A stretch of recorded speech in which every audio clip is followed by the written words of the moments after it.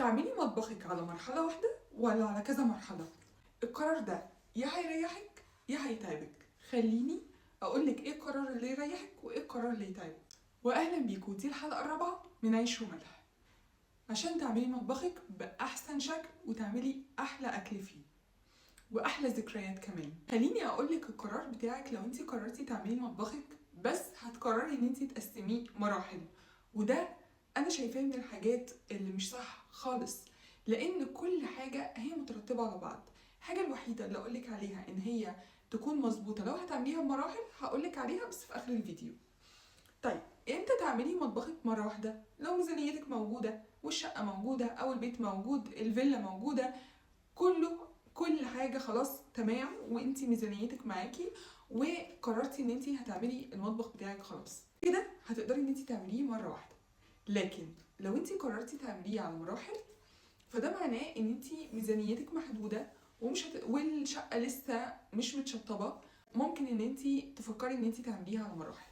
بس ازاي تعمليه على مراحل ويكون صح؟ زي ما قلتلك في اخر الفيديو هقولك، بس خليكي معايا هنا ان انا اقولك لو انتي عملتيه مرة واحدة ده هيكون افضل لك كتير. ومرة واحدة اللي انا بقولك عليها مش معنى ان انا بقولك كلمة مطبخ ان ده معناه ان انا بكلمك على الوحدات، لا، انا بكلمك على مطبخ كامل، السبيس كاملة، الزون ده بتاع المطبخ كله مربوط ببعض. يعني السيراميك، شكل السيراميك، السباكة، فين الحوض، فين البوتاجاز، هيتحطوا فين، وفين المقاسات والابعاد، كل ده مترتب على بعضه ان انتي تقدري تعملي المطبخ بتاعك بشكل مظبوط 100% ويريحك باقي حياتك. طيب فين هتتحط التلاجة؟ كل ده بيكون في البداية في التصميم. وانس ان انتي عملتي تصميم للمطبخ ده معناه ان انتي، دي بقى الحاجة اللي انا قلتلك ان انا هقولها لك في الاخر كده، انتي لو عايزة تعمليها على مراحل تقدري برضو تعمليه. ازاي؟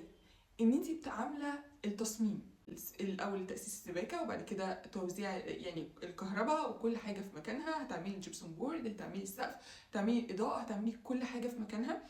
وبعد كده المرحله اللي بعدها تكون الوحدات، هتقرري ان انت تخلصي الحاجات دي دلوقتي وبعد شويه تجيبي مثلا الحوض، تتفقي على الوحدات، خلاص انت التصميم معاكي. وانس ان التصميم معاكي كل حاجه بقت في ايديكي. لكن لو اشتغلتيها بشكل عشوائي يبقى انت اللي هتتحملي المسؤوليه باقي حياتك، لان انت مش ساعتها هتضطري ان انت الحوض هو مكانه، البوتاجاز هو مكانه، عشان تقرري ان انت تتخلصي من التعب اللي انت هتكوني فيه، ده هيكلفك كتير جدا قدام. فلو انت دلوقتي في القرار ده دلوقتي حالا فلازم تكوني فاهمه ان انت تختاري حاجه من الاتنين، يا اما زي ما قلتلك تعمليه مره واحده وكده كده هتعملي التصميم، او تعمليه على كذا مرحله بس بشرط ان انت تعملي التصميم ويكون معاكي بمقاساته بكل حاجه، وتبداي ان انت تعمليه واحده واحده زي ما انت عايزه. استنوني في الحلقه الجايه عشان اقول لكم معلومه مهمه جدا عن المطبخ، وده مش بس الحلقه الجايه، ده خلال شهر رمضان كله مع برنامج عيش وملح.